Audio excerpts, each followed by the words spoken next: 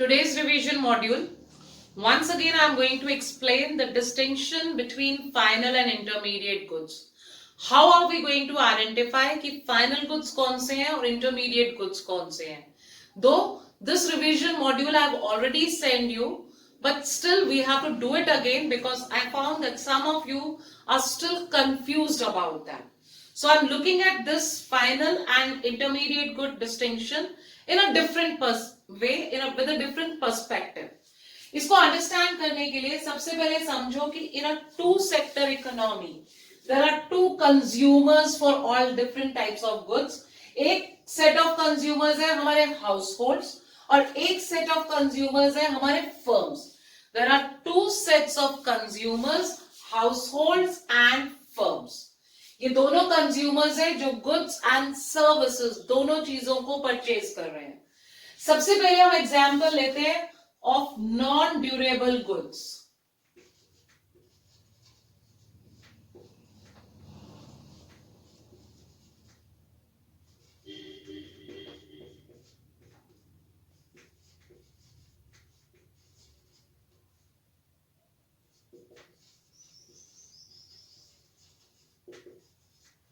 For example, I've taken the example of non-durable goods like milk, butter, food grains, bread.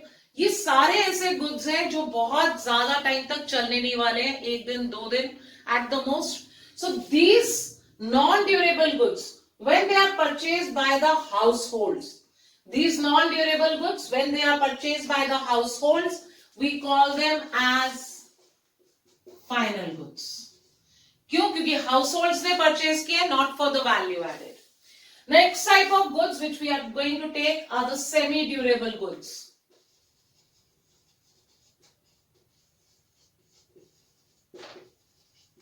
Like cloth, garments, etc. These semi-durable goods again purchased by the households, so they are final goods.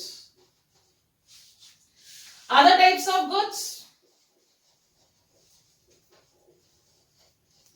Durable goods. Even these durable goods like maybe all machines purchased by a household is a final good. Lastly, services. Services of a plumber, a lawyer.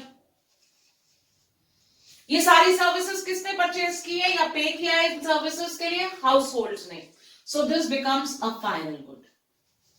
That means for the distinction between final and intermediate good, if any good has been purchased by a household, any good X, Y, Z, durable, non-durable services, all are final goods because they are not purchased for the value addition and household is the end user for that.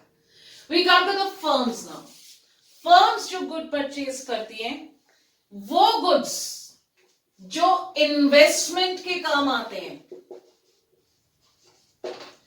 All the purchases of the firms which are for investment are final goods.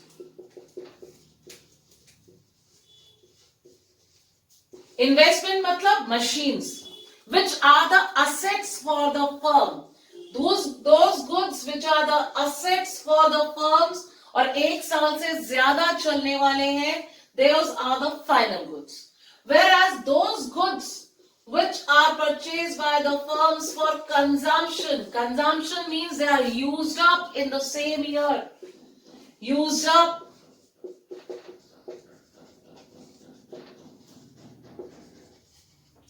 in the given year, all such goods are intermediate goods. वो वाले goods जो firm ने investment के लिए खरीदे, investment मतलब जो year after year firm के काम आने वाले हैं, दोज आर फाइनल गुड्स. वो गुड्स जो फर्म के इसी ईयर में यूज हो जाने वाले हैं, those are intermediate goods. For example, a farmer is a firm. Farmer has purchase seeds, farmer has purchased fertilizers for the use of production of crops in the given year. So ये seeds और fertilizers दोनों intermediate consumption expenditure है या intermediate goods है, क्योंकि producer ने खर्च करा है and he is going to use up that in the same year of production. Similarly, marker, this whiteboard purchased by the school is generally not the board but marker and duster. These two things become an intermediate good, whereas this board is an asset because it will be used up even year after the other. That becomes a final good. And all the services which are purchased by the firm or used up by the firm are again intermediate. All the services used up by the firms are also intermediate. Now with this, I hope the exercise which was given to you will become more clear. Once again, all goods purchased by households, final goods.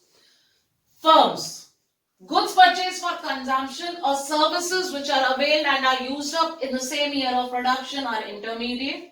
Goods which can be used for number of years like machines and all are the final goods. Firms purchase goods for resale. All the goods which are purchased by the firms for resale are also intermediate.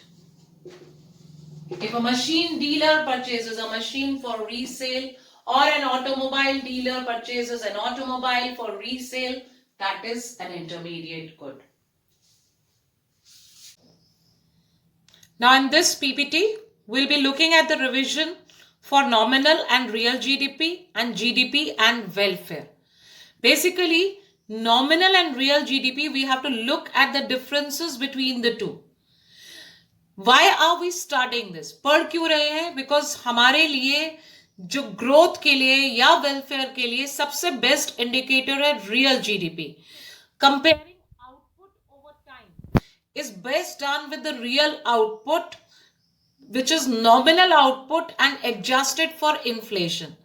Meaning क्या है इसका कि जो nominal real GDP है हमारा, उसे हम calculate करते हैं एट एग्जिस्टिंग प्राइसेस और रियल जीडीपी को हम कैलकुलेट करते हैं at base year prices.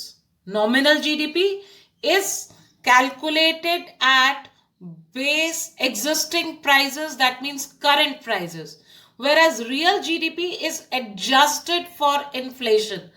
How it is adjusted for inflation is through GDP deflator. हम GDP deflator का यूज करते हैं इसे adjust करने के लिए. We'll look at the differences first of all. GDP at current prices. It is the market value of all final and goods and services produced within the domestic territory of a country. क्योंकि domestic product की बात कर रहे हैं, इसीलिए यहाँ पर domestic territory है. अगर ये gross national product होता तो हम यहाँ पर economic territory की जगह residents कर देते. So during an accounting year, as estimated at current year prices, as estimated at current year prices. Whereas GDP at constant prices is estimated at base year prices. I hope this concept is clear. GDP current prices वाला हम GDP at current prices, जिसे हम nominal GDP भी बोलते हैं, is estimated at current year prices. GDP at constant prices, which is also known as real GDP. Whereas GDP at current year prices is also known as nominal GDP. Nominal GDP is not a good indicator. Why? We will be looking at point number 2 now. If it can increase if price rises even when there is no increase in flow of goods and services. Just assume कि हमारी country में कोई goods and services produce नहीं हुए. Even then GDP at current prices rise हो रहा है. So we get confused whether growth is there or not. जब availability of goods and services increase नहीं हो रहा तो growth कैसे हो सकता है? Looking at the conversion of nominal GDP into real GDP. Real GDP को भी हम nominal GDP के लिए adjust कर सकते हैं और nominal GDP को real GDP में adjust कर सकते हैं. The formula for that, real GDP at constant prices, that means real GDP is equal to nominal GDP divided by price index multiplied by 100. Nominal GDP divided by price index multiplied by 100. Similarly, formula for nominal GDP through real GDP is nominal GDP is real GDP multiplied by price index by 100. Both these formulas are important. There is an example also which has been done for you. If nominal GDP, if real GDP is 240 and price index is 120, these type of questions will be asked in the test also. कि अगर आपका real GDP 240 है and price index 120 hai, how will we find nominal GDP? Nominal GDP is real GDP multiplied by price index by 100. So 240 multiplied by 120 divided by 100, answer is 288. This is for converting nominal GDP into real GDP and real GDP into nominal GDP. GDP deflator. GDP deflator is nominal GDP. ऊपर है GDP at current prices. GDP at current prices means we are talking about nominal GDP. Nominal divided by real multiplied by 100. This is the formula for GDP deflator which we can use to find GDP deflator value in the given question. आपका real GDP is 600 and nominal GDP is 660. So 660 divided by 600 multiplied by 100, we get the answer 110. इसका मतलब क्या हुआ कि 10% से increase हुआ है हमारा जनरल प्राइस लेवल. हम जनरल प्राइस लेवल का इंक्रीज जीडीपी डिफ्लेटर से मेजर कर सकते हैं. 100 से ऊपर वो जितना भी आंसर आएगा, that percentage shows the rise in price level. These questions are also important for your objective type test. Certain high order thinking skill questions on nominal and real GDP. Basically, the first four are for true or false. Nominal income is always greater than real income. Always. Nominal income क्या show कर रही है? Rise in output and rise in prices. और real income show कर रहा है rise in output but at base year prices. So nominal income is only greater than real income when price rises. So this statement becomes false. This is a false statement because this will only happen when there is rise in prices. क्योंकि output हम दोनों में same ले रहे हैं. Real income calculate करने के लिए अगर हमने आउटपुट 100 लिया है, नॉमिनल इनकम के लिए भी आउटपुट 100 है, सिर्फ प्राइस में डिफरेंस है. So nominal income will be greater than real income if current year prices are greater than the base year prices. When can nominal income be equal to real income? When can nominal income be equal to real income? When there is no change in prices. अगर prices same है, output तो हम same ले ही रहे हैं. अगर base year के prices और current year prices same है, then only nominal income will be equal to real income. That means no change in prices. Under what situation nominal income be less than real income? When current year prices are less than or fall as compared to base year prices. Under what situation nominal income be less than real income? अगर मैं current year prices को ले रही हूँ CP, current year prices are less than the base year prices. BP is base year prices. Inflation is there when nominal income is greater than real income. अगर nominal income real income से greater है, that means prices are rising. So this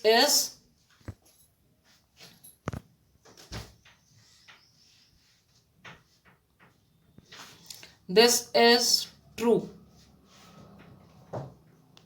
Next one, What can increase only when flow of goods and services increases in the economy? Real income or nominal income?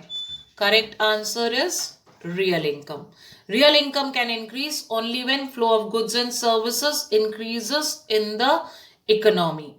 Nominal income increases when flow of goods and services also increase, and maybe prices also increase. GDP and welfare.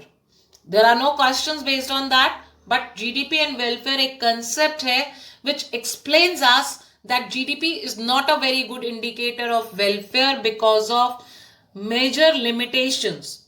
3 limitations को हमने head किया है, though in syllabus we have done them as 4 points. Number 1, the first limitation is distribution and composition of income. कि income distribution में अगर inequality है तो it is not a good measure of welfare. Composition of income means अगर हमने GDP को raise किया है with the production of socially undesirable goods, again then it is not a good indicator of welfare. Non-monetary transactions, for example, the services of housewives and all which are not included, makes GDP a bad indicator of welfare. And lastly, externalities, which can be the positive as well as negative externalities.